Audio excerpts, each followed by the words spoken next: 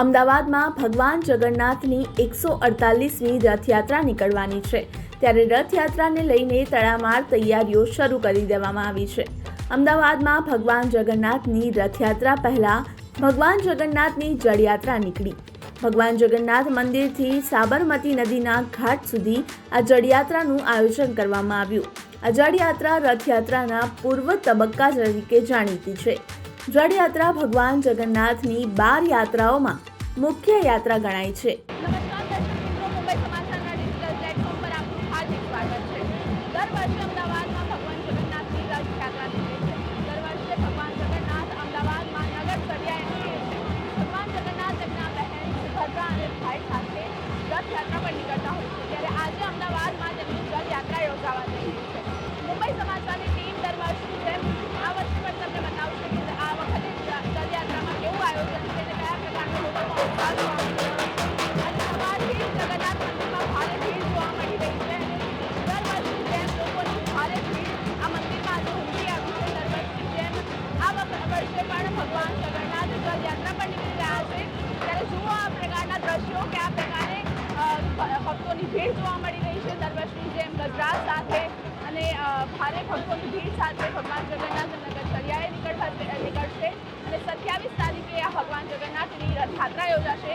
તે પહેલા આજે જળયાત્રાનું આયોજન કરવામાં આવ્યું છે, જેમાં 101 કળશ સાથે 101 કળશ ભરીને ભગવાન જગન્નાથ તેમના મોસાળે લઈ જવામાં આવશે। સાબરમતીના કિનારે ભગવાન જગન્નાથ માટે 101 કળશ મૂકવામાં આવશે। પુરીની જગન્નાથ યાત્રા પછી કોઈ પ્રખ્યાત જગન્નાથ યાત્રા હોય તો તે અમદાવાદની રથયાત્રા।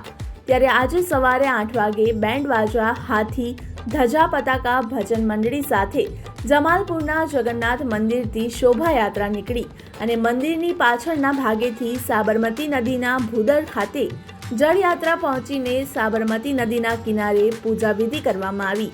આ વિધિ પૂર્ણ થયા બાદ અંતે ભગવાન જગન્નાથ, બલરામ અને બહેન સુભદ્રાજી ત્રણેય મામાના ઘરે જશે।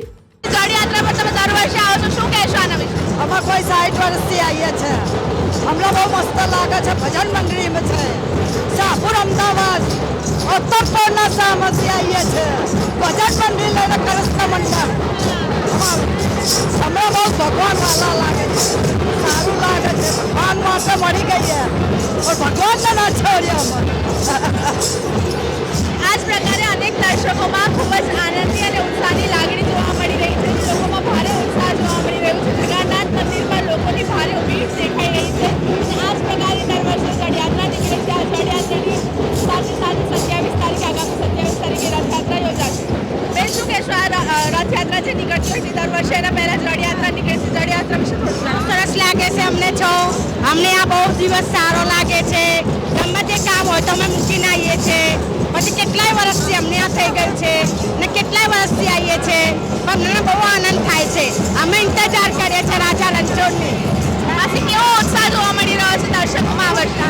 મારા વર્ષથી આવીએ છીએ રમવા, રાતનું કામમાં મેલીને આવી જઈએ। ભગવાનના ભાઈ રણછોડરાય જય જય દ્વારકાનાથ, જય રણછોડરાય। અમારા ડોસીઓ થઈ જઈએ આ રથયાત્રામાં નાટક કરીએ છીએ અમે। હા, અમે 25 વર્ષથી આવીએ છીએ। જય રણછોડ, જય રણછોડ। 25 વર્ષથી જ્યારે રથયાત્રા આવે ત્યારે રથયાત્રા આવે તો અમે જઈએ ભગવાનના કામના અમે જય રણછોડ, જય રણછોડ। ત્યારે અમે રથયાત્રાની વાટ જોઈએ, ત્યારે વાટ જોઈએ।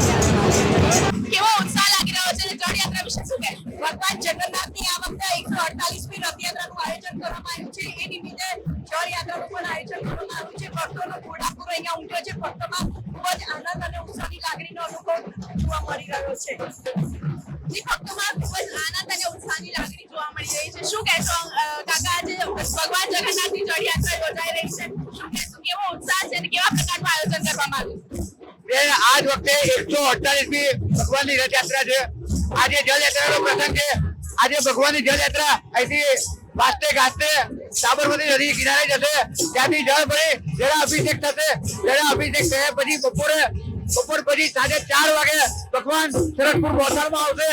ત્યાં આંબેડકર હોલથી વાસ્તે ગાસ્તે સરસપુર પ્રજાજનો, નગરજનો અને ભાવિક ભક્તો એમનું હાર્દિક સ્વાગત કરી વાસ્તે ગાસ્તે વરઘોડા સાથે ભગવાનના નિજ મંદિર ભગવાનના મોથરમાં જઈશું અને ત્યાં 15 દિવસ વચન કીર્તન આનંદ કરીશું. જય રણછોડ. આ જ પ્રકારે અનેક ભક્તોમાં ભારે ઉત્સાહ અને આનંદની લાગણી જોવા મળી રહી છે. આપણે નજર કરીશું અહીંયા કળશ સાથે ઘણી બહેનો જોવા મળી રહી છે. ચાલો બતાવીએ કે આ કળશ ભરીને તેઓ મોસાળ લઈ જશે. દર વર્ષની જેમ આ વર્ષે પણ ભગવાન જગન્નાથની જળયાત્રા યોજાવા જઈ રહી છે અને આ જળયાત્રા સાબરમતીના તટ સુધી જશે. જગન્નાથ મંદિરથી નીકળીને 108 બહેનો ભગવાન જગન્નાથ માટે આ જળયાત્રા લઈને જઈ રહી છે અને આમાં આ કળશમાં પાણી ભરીને લાવશે. શું કહેશો બેન?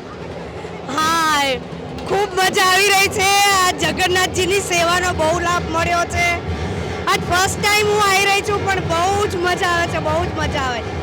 ખરેખર જે પુણ્યશાળી આત્મા હોય ને એને જ આ બધું પ્રાપ્ત થતું હોય છે.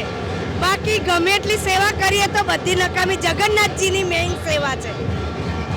જય રણછોડ, મા કણછોડ. ખરેખર આ યાત્રામાં અમે જળયાત્રામાં એ બહુ ખૂબ જ મજા આવી છે.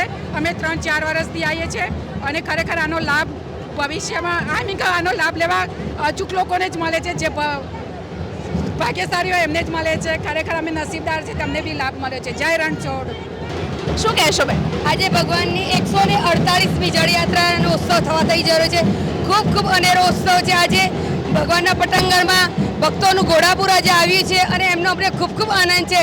જય રણછોડ, મા કણછોડ. જય રણછોડ, મા. અને ભગવાનની જળયાત્રામાં જુદા જુદા મંડળની 108 બહેનો કળશ યાત્રા લઈને ભગવાનને જળયાત્રા લેવા જાય છે. આજે એમાં અમે બધી મંડળની બહેનો બધા જોડાયેલા છીએ. એમનો અમારું શ્રીજી મંડળ છે.